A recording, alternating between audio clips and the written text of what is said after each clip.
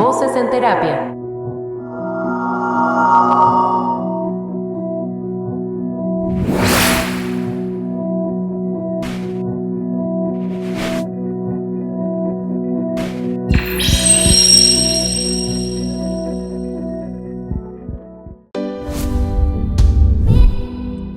Hola, hola, un gusto estar con ustedes. Este es un programa especial de su podcast Voces en Terapia de Clínica Promesas de Vida.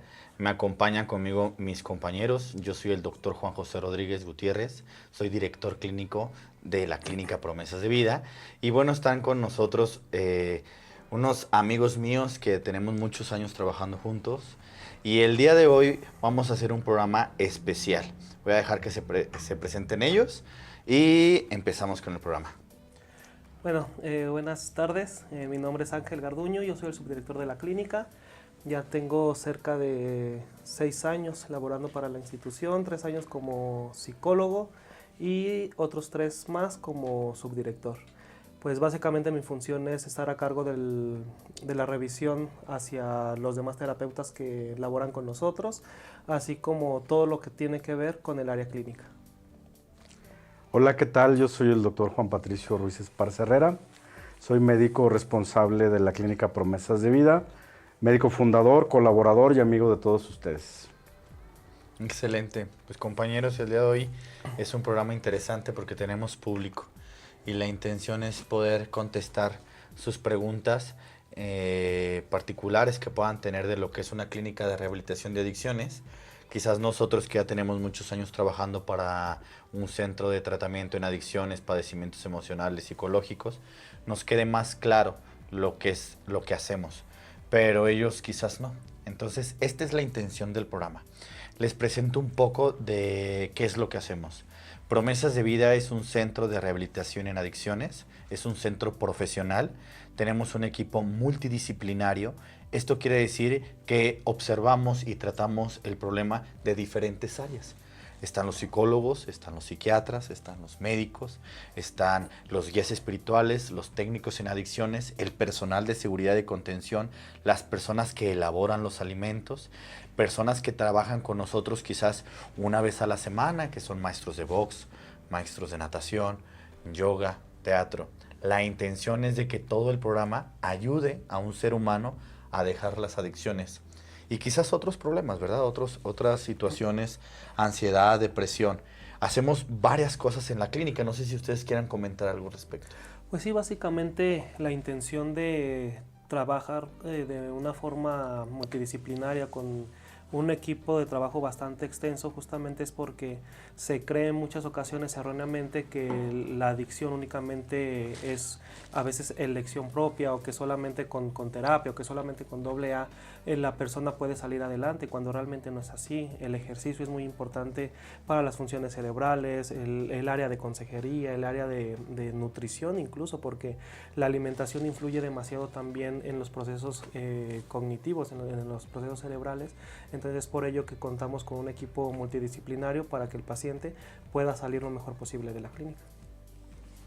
Bien, me parece que además de contar con este equipo multidisciplinario, nos hemos preocupado siempre porque la comunicación entre los que impartimos el tratamiento, los que lo facilitamos, sea una comunicación en pro de los procesos terapéuticos para llevar a los pacientes a buen puerto.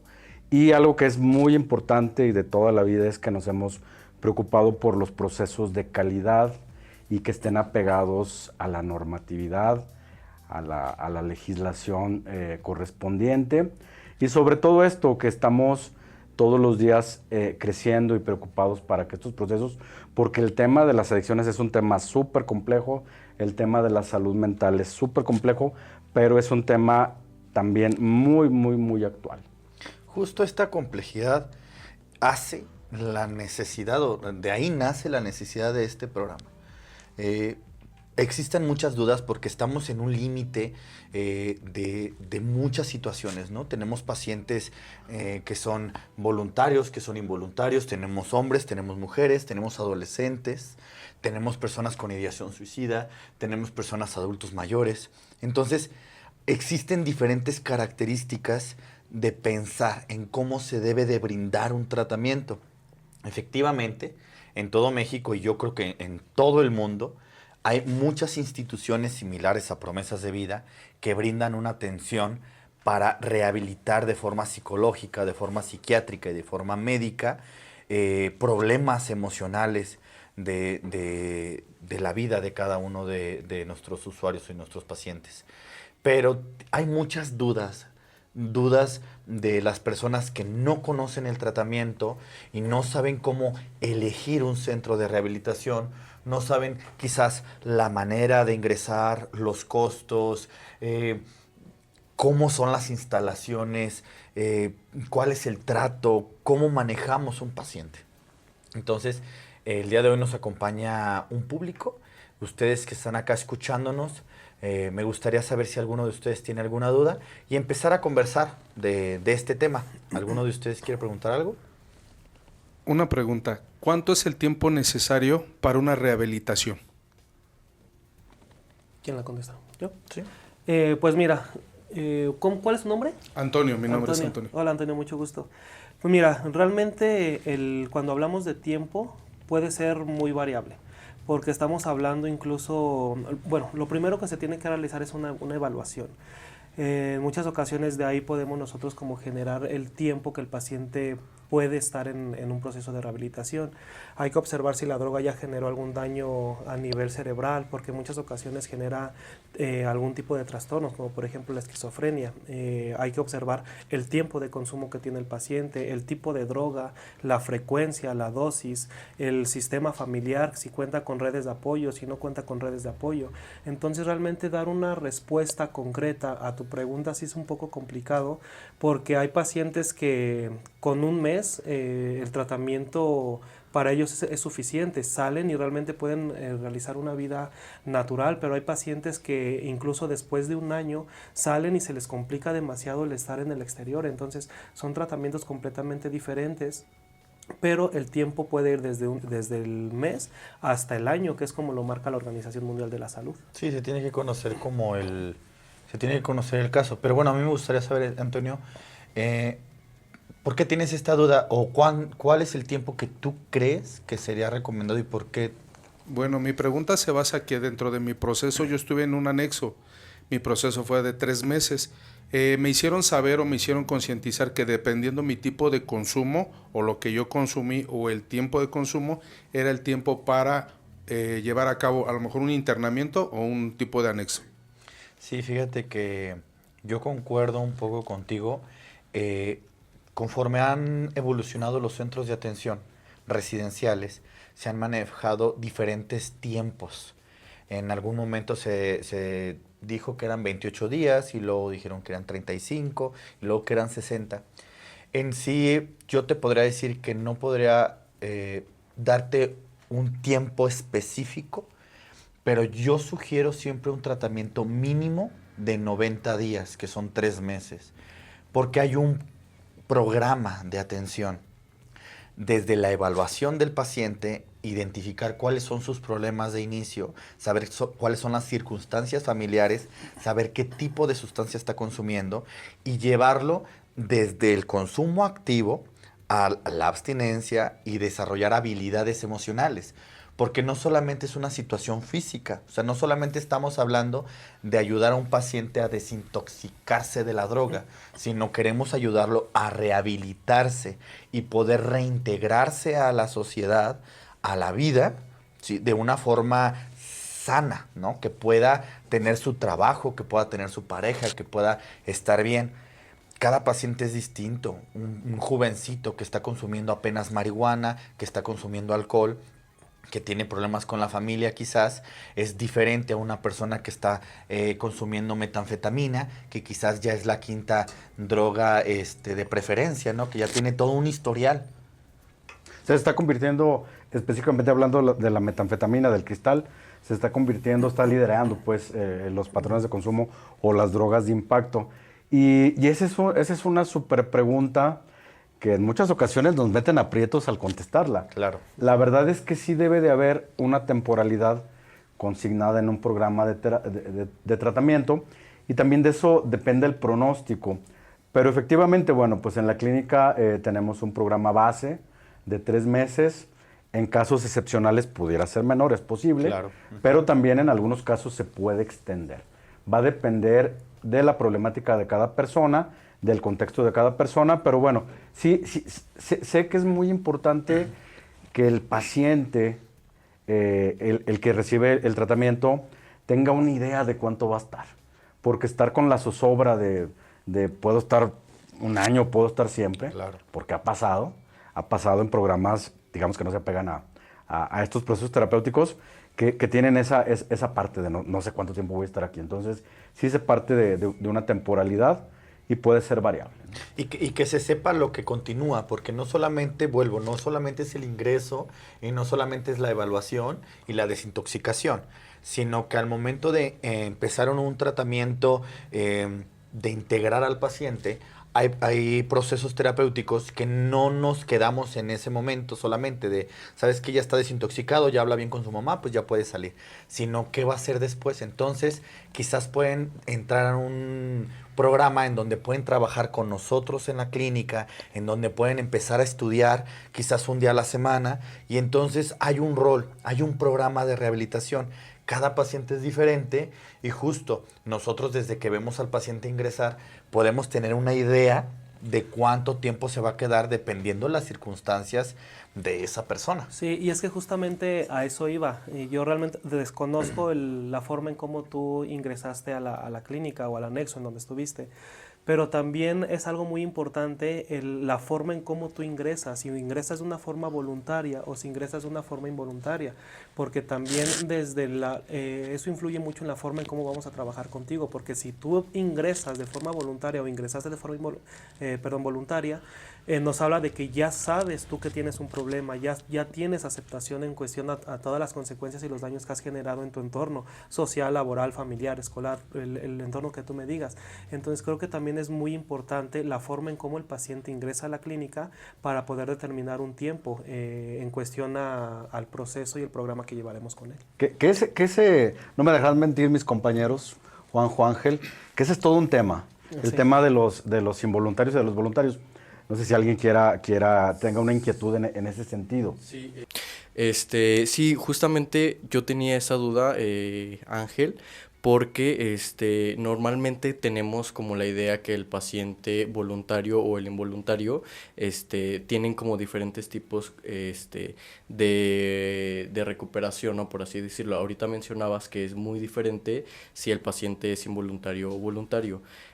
¿Qué es la diferencia o por qué hace la diferencia que un paciente quiera hacerlo ya voluntariamente a otro que definitivamente pues no lo quiere como aceptar, ¿no? Pues la diferencia en cuestión al tratamiento, al momento de que ingresa el paciente voluntario, vamos a hablar ahorita por ejemplo de él, es que tú ya no tienes que convencer al paciente que tiene un problema. O sea, puedes partir de ahí. Puedes partir desde el hecho que él ya generó los suficientes daños, como lo manejan en AA, en donde ya tocó fondo, ya tuvo un fondo de sufrimiento, en donde dice, ¿sabes qué? Ya de más para abajo es la muerte. Y ya ya no puedo seguir perdiendo más cosas, ¿verdad?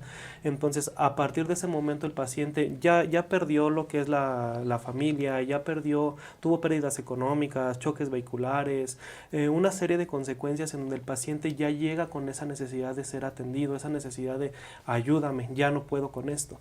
Y un paciente que es involuntario... Te voy a interrumpir ahí porque yo pienso un poco diferente a ti. Y antes de que expliques el otro paciente, me gustaría como indagar lo que es un paciente voluntario, según lo que yo pienso. Porque tú comentaste algo bien interesante, lo que es el fondo de sufrimiento. ¿Has escuchado algo sobre fondo de sufrimiento? No. Esta es una frase que se utiliza mucho en AA, Alcohólicos Anónimos. Alcohólicos Anónimos empezó hace muchísimos años y comenzó justamente con pacientes que habían perdido todo, como lo comenta Ángel. Pacientes que habían perdido sus casas, sus familias, habían perdido su salud. Y se dice que solamente cuando llegues a este fondo de sufrimiento puedes poder pedir ayuda porque caíste al fondo y lo que sigue es la muerte.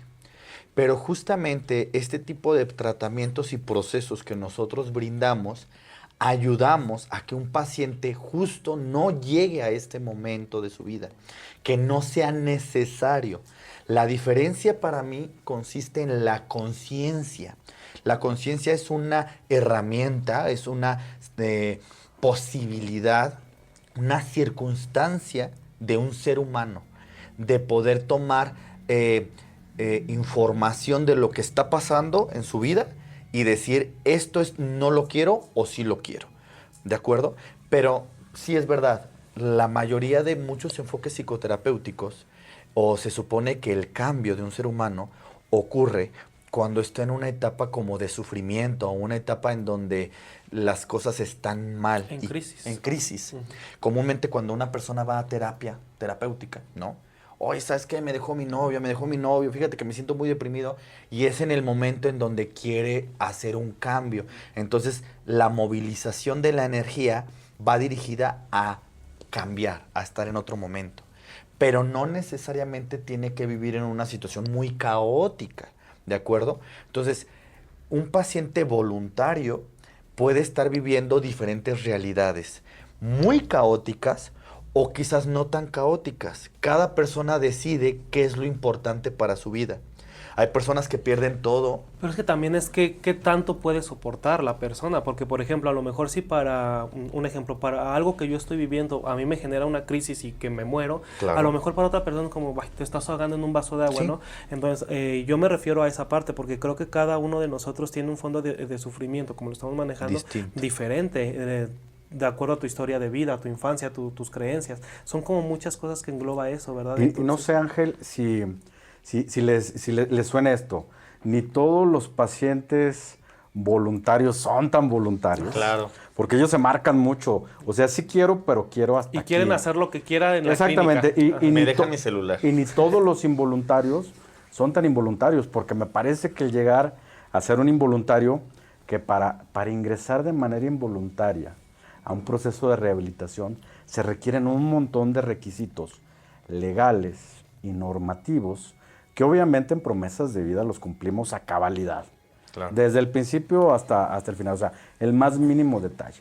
Pero muchos de estos pacientes que están en esta categoría de involuntarios no necesariamente lo son. Muchos están preparados ya para recibir la ayuda y de repente solo es una pequeña línea que saltamos y encontramos ese camino. Y ha habido buenos resultados con los involuntarios, y a veces con los voluntarios no tan buenos. Entonces, me parece que es todo un tema, y qué bueno que lo preguntas, porque de ahí se parten muchas cosas también.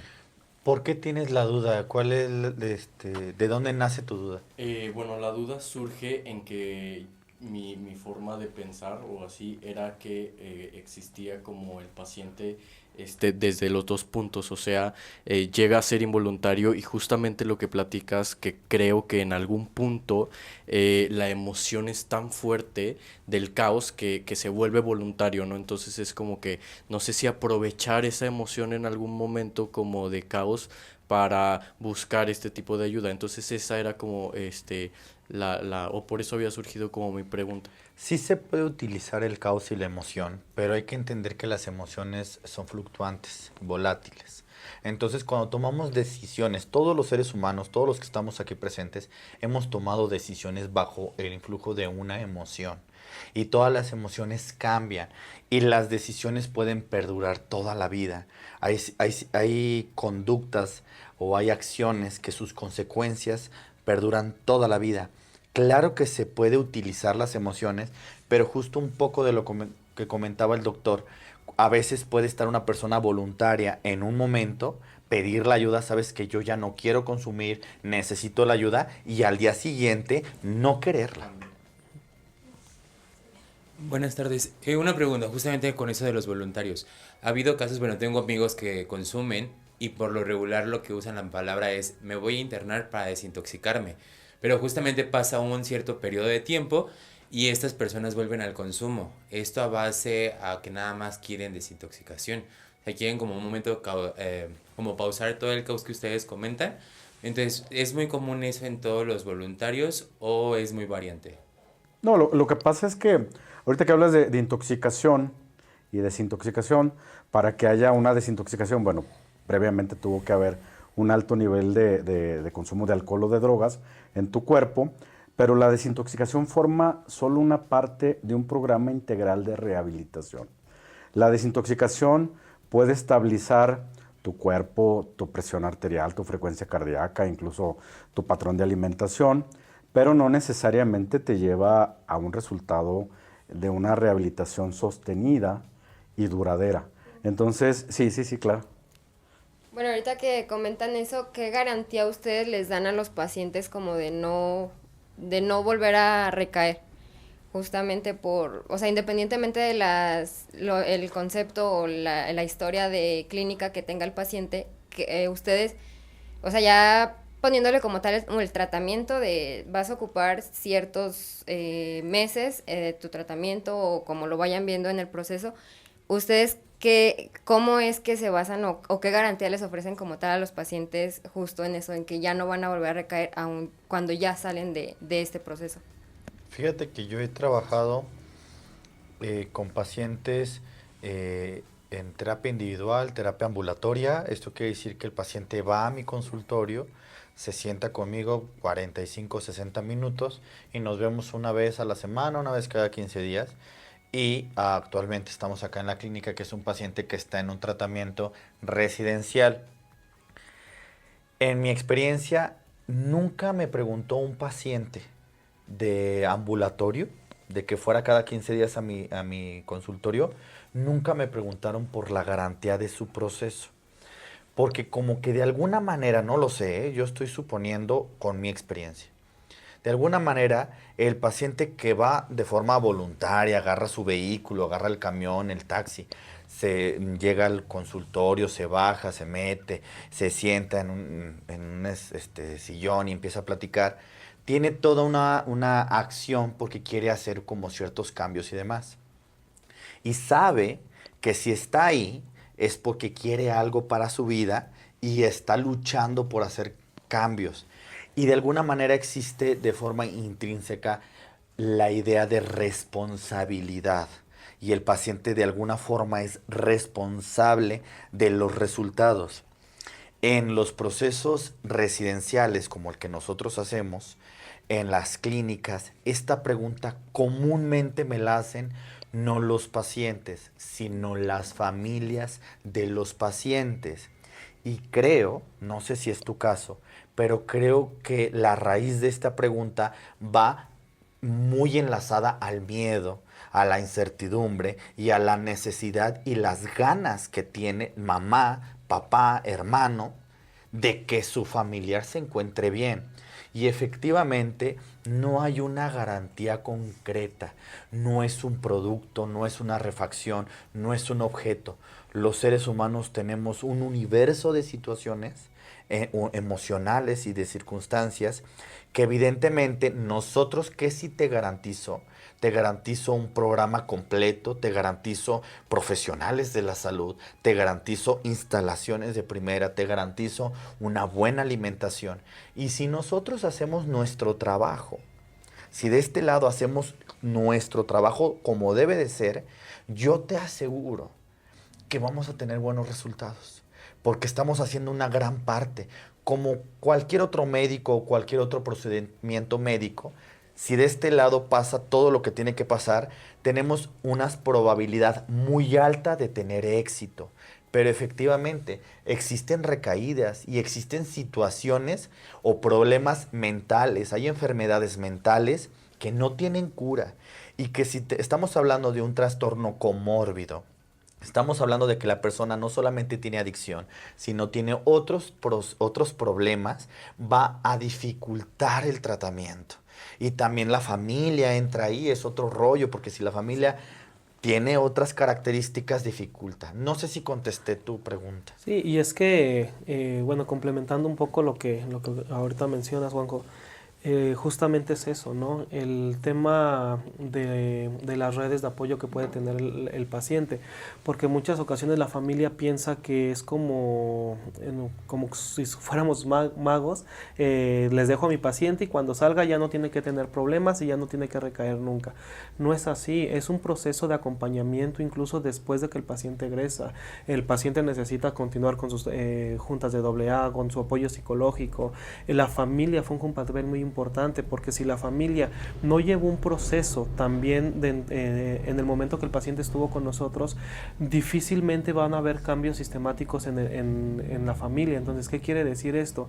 La familia tiene que evolucionar al mismo ritmo que el paciente, o a lo mejor no al mismo ritmo, porque el paciente está en un tratamiento intensivo, pero sí la familia necesita llevar un proceso para poder marcar límites, para poder marcar reglas, una estructura sólida al paciente, porque sin todo esto, si el paciente sale al mismo entorno en donde enfermó, ¿qué es lo que va a suceder? Vienen las recaídas posteriormente. Entonces es necesario no solamente que el paciente trabaje, sino que la familia pueda hacer un papel muy importante en el proceso post-internamiento. No, yo te diría que si en tu experiencia te ha tocado alguien, alguna institución, alguna organización que te ofrece una garantía, ya sea en tanto tiempo hay una recuperación al 100% y no va a volver a consumir o no va a haber reconsumo otra vez, es una red flag. O sea, aléjate de ahí porque no están siendo éticos. Sí, no, es que justamente yo por eso, o sea, hacía esta pregunta, porque yo en la parte de kinesiología se relaciona mucho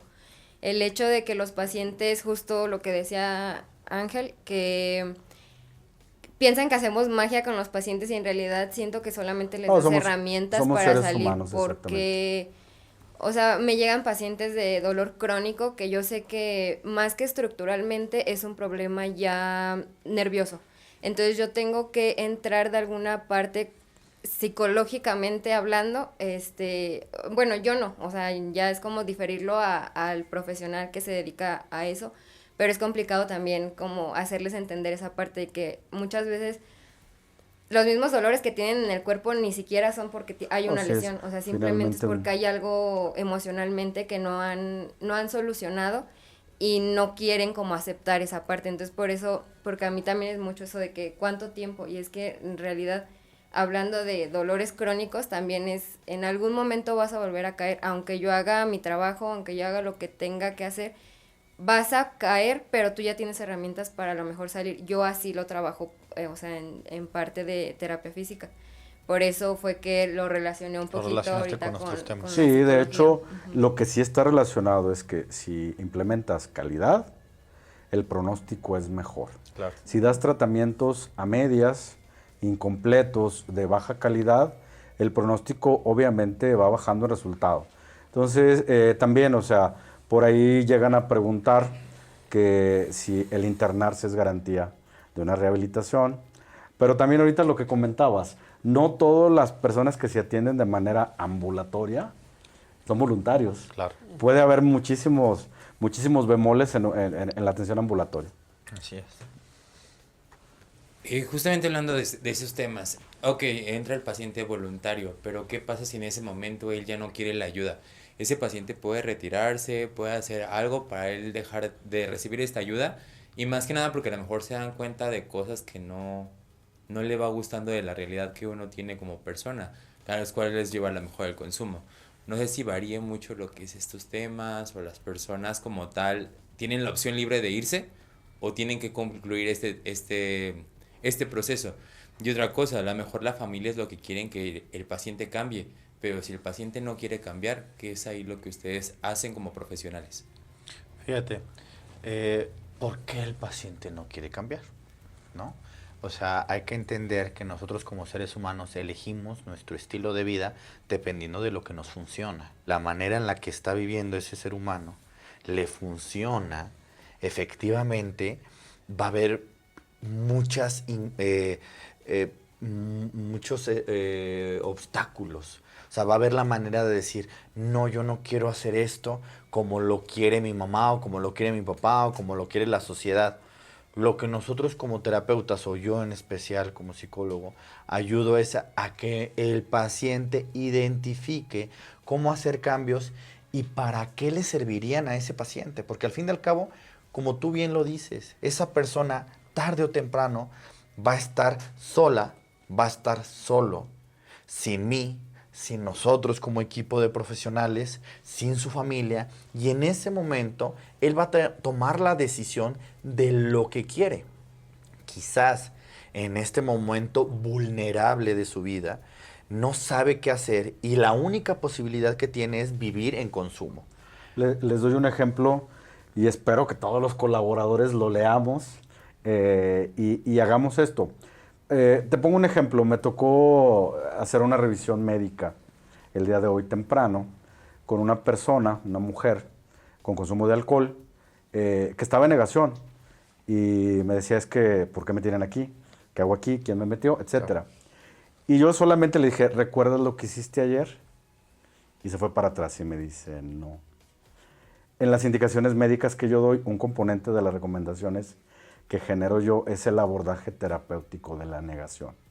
O sea, si una persona de un momento a otro dice, ya me quiero ir, tenemos las herramientas y las debemos de tener para plantear esto, ¿no? O sea, para hacer estas pequeñas estrategias donde la gente se dé cuenta que se está haciendo daño, ¿sí? Porque recuerda que además hacemos contención y limitación del daño. O sea, muy probablemente si la persona se vaya en ese momento, también quedemos de alguna manera no completos con la solicitud que nos hizo el familiar en vínculo. Porque sí, efectivamente, un adulto tendría la libertad de irse, pero hay cierta también normativa que me permite a mí ofrecerle resguardo, pero además hacer la intervención.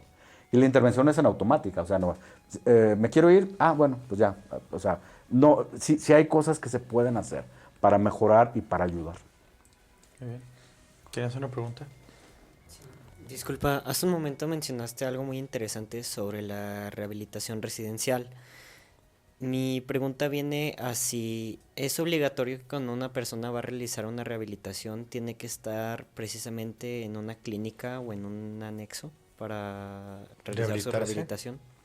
Fíjate que lo que nosotros ofrecemos es una rehabilitación en la clínica.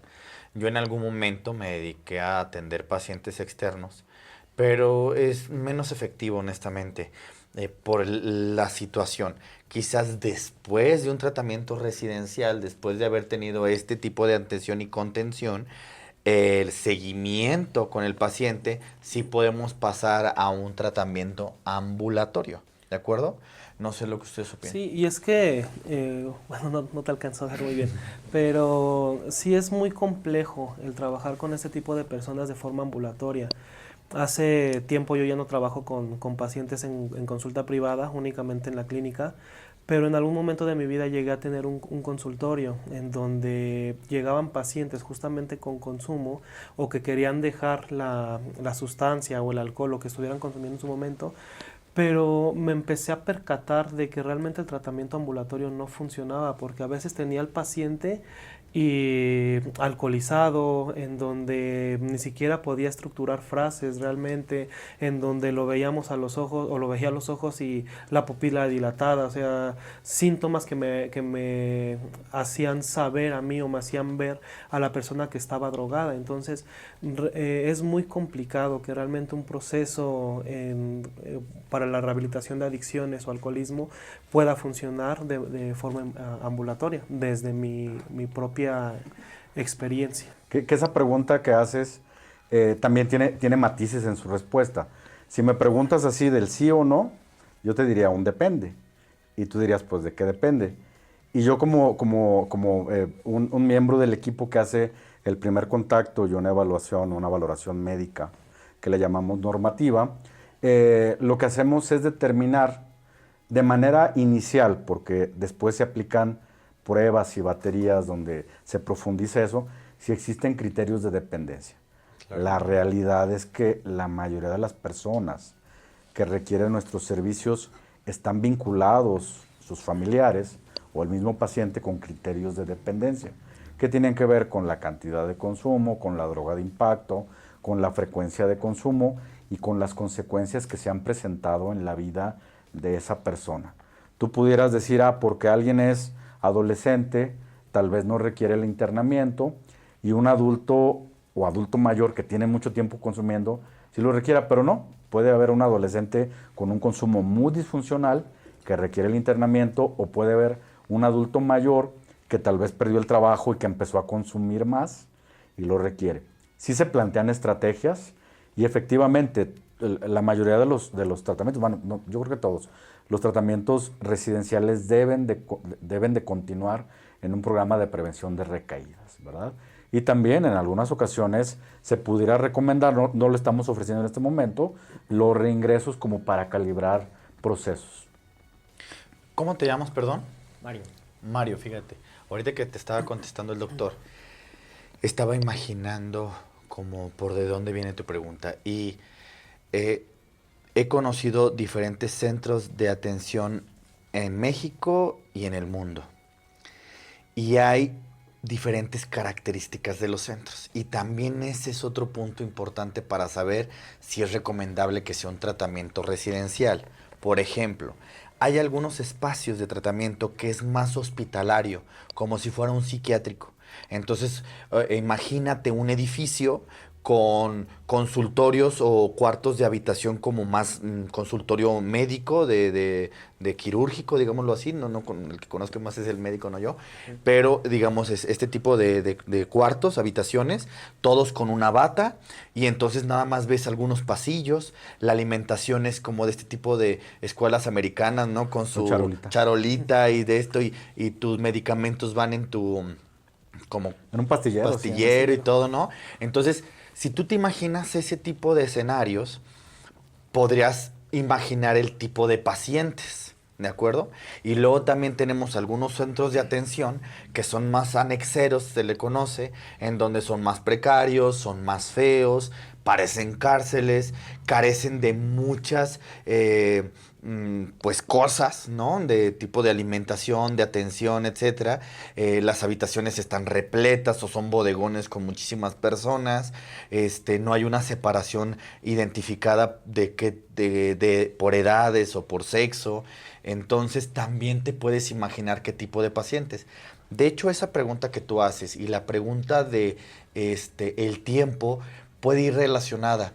Acá en Promesas de Vida, Mario, si tú te metes a investigar un poco de lo que nosotros hacemos y cómo son nuestras instalaciones, verás que el tipo de tratamiento o el tipo de lugar puede integrar una serie de personas con diferente tipo de situaciones. Porque el lugar es grande, es lindo, hay algunos animales que están ahí en libertad, hay muchos árboles. Entonces hay de hecho actividades dentro del mismo espacio que se pueden hacer para que la persona pueda estar bien. Entonces, eso también te puede ayudar a definir qué tipo de pacientes pueden estar adentro y si es necesario solamente un ingreso residencial o ambulatorio.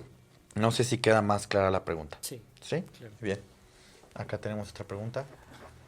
Hola. Hola. Bueno, yo tengo una pregunta relacionada con todo lo que hemos estado platicando ahorita y muy enfocada a esta última parte que comentaste. Una persona cercana a mí tuvo una situación un poquito complicada. ¿Cuál fue la situación? Bueno, ella desde pequeña cayó en drogas. Tuvo un matrimonio que fue, tuvo mucha violencia, hubo situaciones muy, muy fuertes. Entonces esta chica estaba aislada durante mucho tiempo y llegó el punto en donde su familia se da cuenta que ella está aislada y el papá va por ella, pero la acción no fue te llevo a mi casa. Fue inmediatamente te llevó a un centro de rehabilitación, un anexo básicamente. Okay. Este lugar es un anexo cristiano y de palabras de ella misma me comenta que fue lo peor que le pudo haber pasado, pero al mismo tiempo lo mejor. Ella me dice que el castigo que había cuando entraban en crisis de querer consumir era no te voy a dar de comer. Todos los días los levantaban a bañarse con agua helada. Pasó mucha hambre, les daban bolillo duro. Había golpes muchas veces por parte de las personas que los estaban atendiendo. Y sin embargo, a pesar de todo este entorno y este contexto que ella tenía tanto dentro del anexo como fuera, porque en su casa tampoco había apoyo, únicamente del papá, a pesar de todo ello, ella se rehabilita. Estuvo algún tiempo, creo que estuvo 6 o 7 meses, según me platicó. Ya entró muy mal físicamente, psicológicamente, y obviamente pues toda esta ansiedad de querer seguir consumiendo. Tenía un bebé pequeño. Entonces la fuerza y el motivo de ella fue por mi bebé me voy a rehabilitar. Entonces, bueno, sufre el proceso y realmente al día de hoy creo que ya tiene 4 años sin consumir absolutamente nada.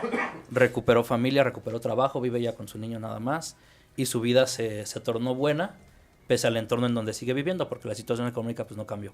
Todo sigue similar, pero la situación personal sí tuvo un cambio enorme. Ahora me voy al contexto en donde comentabas ahorita, Juanjo, el tema de un lugar bonito en donde convivas con la naturaleza, donde tengas especialistas para cada situación, donde te aborden de manera humana y te ayuden a rehabilitar. En este contexto, ¿qué es lo que tiene más potencia o más valor? ¿El hecho de que la persona se quiera rehabilitar, o el entorno en donde está, o el lugar en donde se está rehabilitando? ¿Qué podrían decirme acerca de esto? Sí. Antes de que, ¿tú crees que este tipo de lugar, o sea, tu opinión personal, ¿tú crees que este tipo de lugar tuvo que ver para que ella estuviera bien el día de hoy? En lo personal no lo creo. Yo sí creo que una atención humana es lo mejor para las personas. Sin embargo, por eso lo comento, porque a mí me impactó que a pesar de que todo estaba, digamos, en contra de lo que yo pienso, ella logra una rehabilitación. Es por eso la pregunta. De mi parte es completamente lo humano y un tratamiento especializado es lo ideal. Sí, claro. Retomo tu comentario y tu opinión, que creo que más que preguntas opinión. Sí, por ahí dices que si es mejor un lugar bonito, o que es igual si es un lugar con lujo o un lugar carente. Me parece que tenemos que dejar de lado y no voltear a ver los lugares que, además de tener estas condiciones insalubres, son ilegales. O sea, es ilegal someter a una persona a ayuno, es ilegal someter a una persona a restricción física, es ilegal decirle a una persona que va a mejorar de su molestia, de su cefalea, o sea, su dolor de cabeza o un dolor articular, solamente con la oración. O sea, es ilegal. O sea, la fe, bueno, pues cada quien la manifiesta de una manera distinta. Lo que sí te pudiera decir de una clínica que cumple con los procesos de manera completa es que no hay distractores y no falta ningún elemento para aplicar. Porque, repito, el proceso es complejo. La salud mental y las adicciones, abordarlas es muy complejo. Y si tienes carencias en lo que ofreces, pues el resultado también va a ser muy heterogéneo y de poca calidad, ¿no? Y yo creo que, bueno, viéndolo desde la parte más psicológica, ahorita tú comentaste algo muy importante con relación a la historia de vida de ella. Si ella se rehabilita porque tenía a su bebé, a su hija, os comentaste.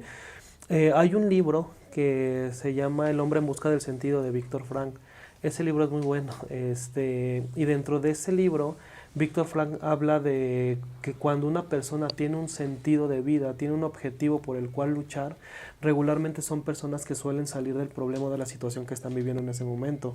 Entonces, yo creo que desde la parte terapéutica o psíquica que estaba viviendo la persona en ese momento, su sentido de vida era demasiado fuerte, era más fuerte que el hecho de seguir con la droga, era más fuerte del seguir con este consumo de alcohol, de lo que sea que haya consumido. El lugar, de alguna forma, pues claro que también ayuda, porque ella se hubiera rehabilitado de igual forma en un buen lugar a este lugar en donde ella estuvo viviendo, ¿verdad? Pero creo que las formas en cómo se trabaja en un anexo, la forma en cómo se trabaja en una clínica, sí ayuda y sí marca una diferencia también muy, muy grande después del egreso de los pacientes, porque a lo mejor ella se rehabilitó, pero pues dicen a qué costo, ¿verdad? ¿Cómo quedó?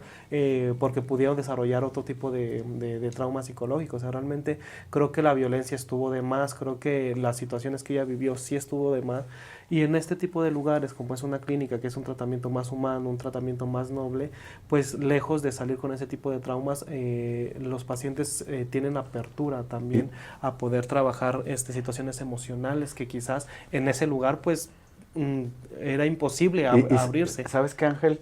Juanjo, me parece que también hay que tener mucho cuidado cuando una persona, que probablemente no es el caso, recomienda este tipo de acciones.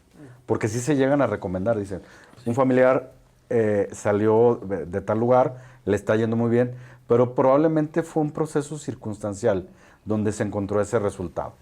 Y no dependía del lugar, sino más bien de la persona y del momento y de lo que tuvo después. Entonces tenemos que tener mucho cuidado cuando recibimos una recomendación que no tenga fundamentos ni científicos y que no tenga fundamentos legales. Yo te preguntaba respecto a cuál era tu opinión en lo personal, porque efectivamente en la experiencia que tengo y trabajando en esto y en redes sociales y en conferencias y platicando con personas, pues me doy cuenta de que existen muchas personas, no solamente los propietarios o guías o pastores o las personas que tienen este tipo de lugares que son los anexos y demás, no, sino hay personas que no se dedican a esto, que quizás no tienen ni idea de lo que es la rehabilitación de adicciones, pero en ellos ya existe la creencia de que se necesita un lugar en donde se implementen prácticas para que la persona sufra, para que la persona valore. Es una de las cosas, este es uno de los temas, es una frase que se utiliza mucho, para que valore. Entonces, por eso te preguntaba, ¿tú qué opinas? Yo te voy a decir qué es lo que yo opino de esto. Yo soy profesionista en el área de la salud mental. Tengo años trabajando en esto. Yo soy un ser humano, no soy un robot. Y he tenido situaciones personales, emocionales, en donde mi vida ha estado en riesgo. Y te puedo decir que en ese momento en donde mi vida estuvo en riesgo, estoy vulnerable, estoy susceptible. Y entonces, obviamente, todo lo que está alrededor de mí me puede ayudar o no me puede ayudar. Existen muchas historias de muchas personas que justo por este tipo de situaciones o prácticas llegan a tener un estilo de vida diferente. Sin embargo, creo que no son necesarias en lo absoluto. Yo, como profesionista de la salud, jamás haría algo así, porque creo que puedes perjudicar muchísimo a la persona, puedes generar otro tipo de daños y la persona no solamente no sale de la adicción, sino desarrolla otro tipo de trastornos. Deja de creer en los profesionales de la salud, deja de creer en la humanidad, deja de creer en Dios. Deja de creer en todo lo que en algún momento se asoció a lo que supuestamente le iban a ayudar. Cuando tú estás en un procedimiento judicial o policíaco de investigación y te das cuenta que esta organización de los policías y los jueces y demás te quedan mal como ciudadano y como ser humano, dejas de creer en ellos.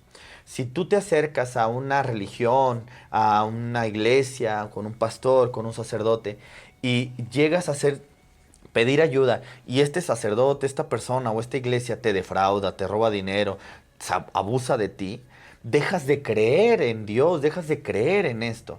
Entonces nosotros como profesionistas de la salud sabemos que existen este tipo de prácticas, para mí no recomendables, que hacen que la persona pueda perder la idea de estar en un lugar en donde lo puedan ayudar, ¿no? Ángel comentaba sobre este libro y justo esta persona vive en situaciones deplorables, pero no fue en sí las circunstancias deplorables que lo ayudó a estar en otra situación. De hecho, eso mismo fue el problema, sino lo que él quería lograr después de esta situación, lo que lo llevó. Muchos sistemas penitenciarios, una de las críticas que yo puedo tener como profesionista del área de la salud es que a veces no existe un programa de reinserción social y de rehabilitación. Y a veces estos sistemas a lo único que se dedican es a contener a personas, a encerrarlas. Pero no hay un tratamiento. Entonces las encierras, bonita la cárcel o no bonita, como sea, pero las encierras y ya se acabó, ¿no? Pues la persona no está afuera y ya no está cometiendo delitos, ya no está haciendo esto. Pero adentro, ¿qué está sucediendo? ¿Qué le puedes proveer? Lo que tú preguntas creo que es muy extenso y nos podremos llevar otra conversación muy larga y muy apasionada, pero efectivamente yo creo que nosotros, Promesas de Vida, no tenemos este tipo de actividad y no lo aprobamos. Yo creo que aquí lo importante es esta parte que menciona, ¿no? Creo que el sentido de vida fue en realidad lo que la rehabilitó. Digo, ahorita que lo estoy escuchando, creo que fue eso. Y la verdad es que sí es cierto, ella tiene algunos temas después de esto, que al final logró rehacer su vida de alguna manera, pero bueno, hay secuelas, ¿no? Que se ven inmediatamente. Sí me queda claro lo que también decían, porque justo la idea que tiene o que dice es: tú hiciste mal, actuaste como persona mal y tienes que tener consecuencias porque de otra manera no te vas a rehabilitar. Esa fue la creencia que le sembraron. Entonces creo que es más importante esto, y me lo llevo, en algún momento se lo voy a platicar, y decirle: no fue el tratamiento ni la persona, fue el sentido de vida que tú traías. Entonces necesitas atenderte porque hay otras secuelas que pudo haber llegado. Gracias. Bueno, amiguitos, ya estamos terminando el programa, entonces necesito que solamente una pregunta más de ustedes, con mucho gusto la respondemos para finalizar. Por ahí algunas 2 personas que no han preguntado, no sé si quieran preguntar o alguien más, para ahí poder darle cierre a este programa. ¿Alguien más? Levante la mano, una preguntita más. ¿Tú? Perfecto.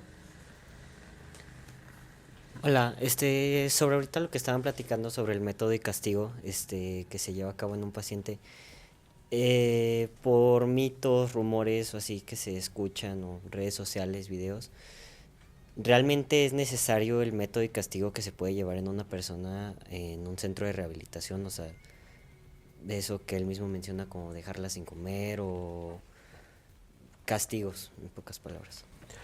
Yo creo que, respondiendo a tu pregunta, ¿qué mayor castigo puede tener una persona que está en el mundo de las drogas, en donde ya perdió familia, en donde ya perdió a los hijos, en donde pierde incluso su libertad al momento de estar internada en un lugar como esto? Yo no creo que sea un modelo de tratamiento que pueda ayudar a una persona a realmente salir adelante de la situación de vida en la que esté, o la situación de vida en la que llegó. Honestamente es algo que, como ya lo he mencionado, ¿verdad? No lo aprobamos nosotros como profesionales.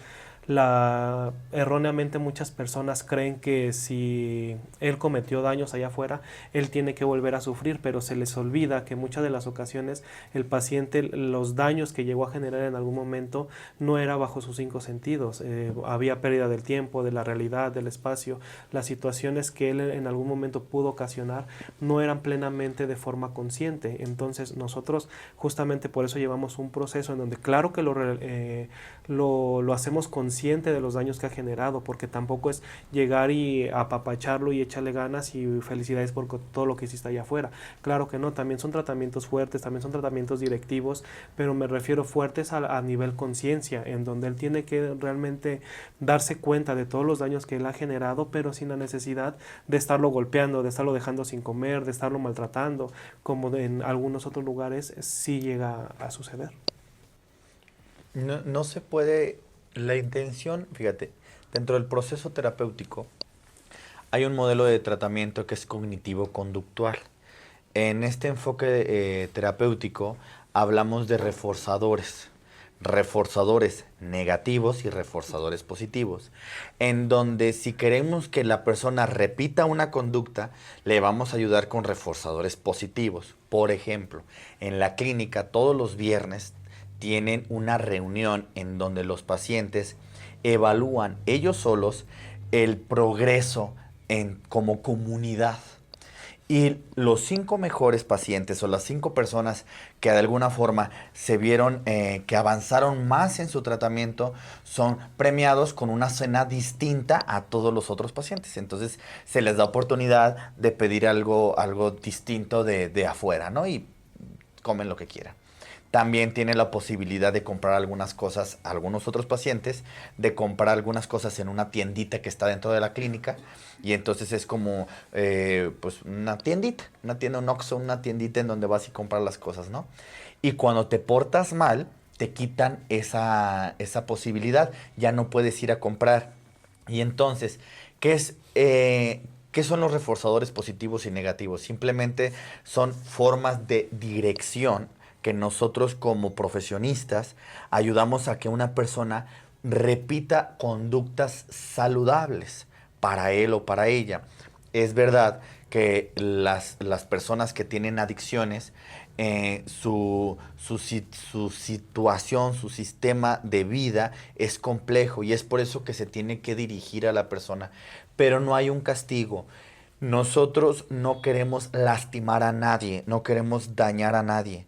Eso para mí es un castigo, que yo conscientemente esté infringiendo daño para humillar, para amedrentar, para lastimar a una persona.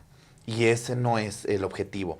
Habrá cosas, esa persona que quizás no comió la pizza de los otros 5 que sí la comieron, quizás los que no comieron la pizza se van a enojar y pareciera que es un castigo, pero no es un castigo. Simplemente vas dándole más cosas a uno y menos cosas a otro. Es como la educación de cuando estás chiquito y tu mamá te está diciendo, tienes que lavar la ropa y tienes que hacer el aseo de tu casa, porque si no lo haces, no te voy a dar tu mesada, no te voy a dar tu domingo y no tienes permiso de salir con tus amigos. Es lo que es. No es un castigo, simplemente es ayudar a la persona. Última pregunta y nos vamos. Al inicio te preguntaba que cuánto tiempo duraba un internamiento. Después de ese internamiento con ustedes, ¿cuál es el proceso que sigue como clínica para un paciente después de salir de su rehabilitación? ¿Qué es lo que tú me ofreces como clínica? Porque yo cuando salí terminó tu anexo, continúas con tus juntas, pero no hubo algo más. Claro. ¿Qué continúa con ustedes? Sí, no solamente es azaroso el decir, se me ocurre hacer esto. Se llaman los programas de seguimiento y prevención de recaída. Y los programas de seguimiento pueden ser telefónicos, presenciales o también circunstanciales bajo alguna otra situación. Se deben de hacer al mes, a los 3 meses, a los 6 meses y al año, ¿verdad? Las recomendaciones para que sigan llevando un proceso terapéutico, ya sea a través de la consejería de los 12 pasos, Alcohólicos Anónimos, Narcóticos Anónimos, también los procesos médicos, o sea, se hace el compromiso de que debe de seguir las indicaciones médicas y esas se plasman a través de indicaciones de egreso. Entonces sí hay programas de seguimiento y prevención de recaída. Esos también no tienen una duración determinada, pueden ser permanentes, pero igual siempre deben de ser recalibrados por un terapeuta, por un padrino, por un consejero, por el médico, que en la mayoría de los casos, se recomienda que tengan su tratamiento médico, psiquiátrico, etc.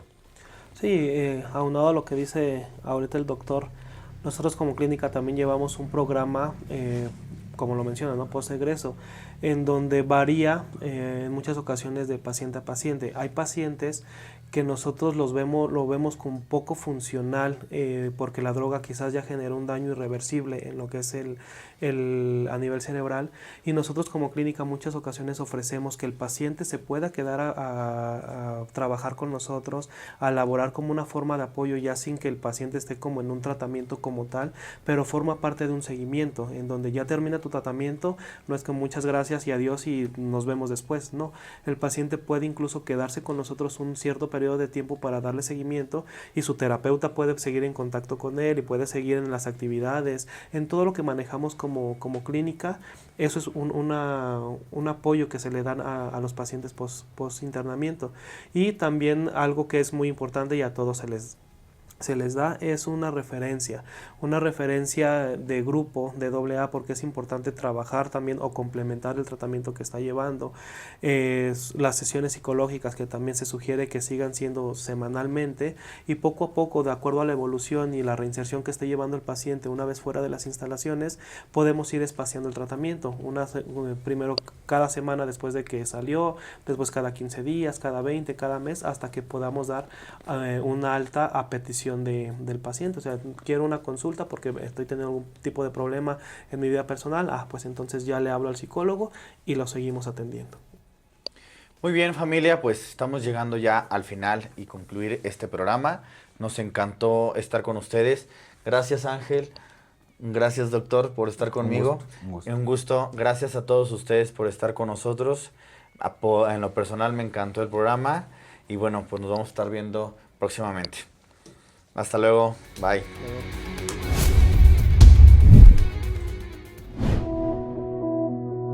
Voces en Terapia.